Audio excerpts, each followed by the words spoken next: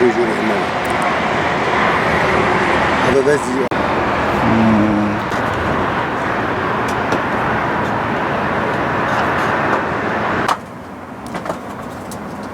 İşte bu da böyle kalır.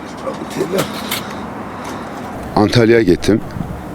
Gördüm bu güneş panelleri var hep damlarda. Ya bilmiyordum. İlk 90'larda gittim ama bunu da söyleyeyim. O zaman ilimizde hiçbir tane güneş paneli yoktu. Dedim o zaman gidin memleketime alayım. Geldim.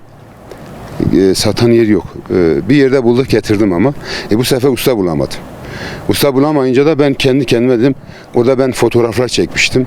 Biraz da o zaman elimde kamera da almıştım nasıl korunmuş diye. Geldim kendi evlerimize uyguladım önce. Bu aslında bu ikinci yaptığım yerdir. Birincisi 1990'da mahalle içerisinde biz yaptık onu.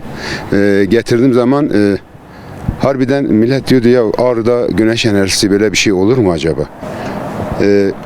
Bırak Ağrı merkezi ilçeleri şu an tam icra köylere kadar güneş enerjisi gitmiş.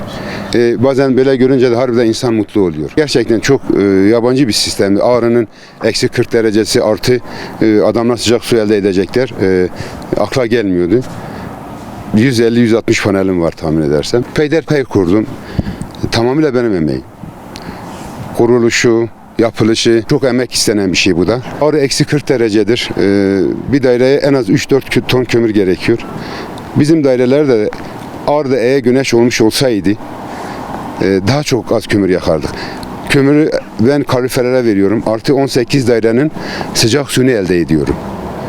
24 saat. Bir şekilde depolarımız var yukarıda. Altta boylarımız var. Onu bir şekilde depoluyoruz.